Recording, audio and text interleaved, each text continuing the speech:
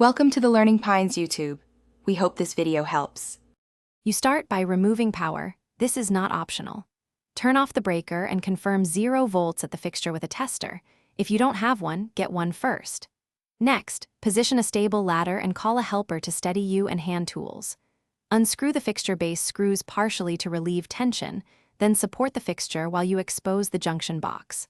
Once done, make sure wires are labeled or photographed so reconnection is straightforward and safe. Now you remove the old fixture and inspect the wiring. With the fixture supported, loosen wire nuts in separate black, white, and ground wires. Note any additional switched or fan pigtails. Check the junction box and cable sheathing for corrosion, melted insulation, or loose clamps. Replace damaged sections and tighten cable clamps.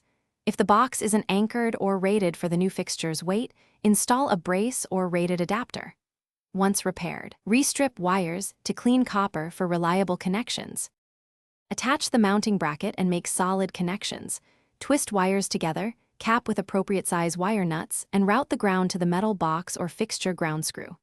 Secure the fixture base flush, install bulbs rated for the fixture, and restore power at the breaker. Test the switch and observe for steady light, no arcing, and normal heat. If you see flicker, smell burning, or the breaker trips, turn power off and recheck connections, swapped wires, or damaged components.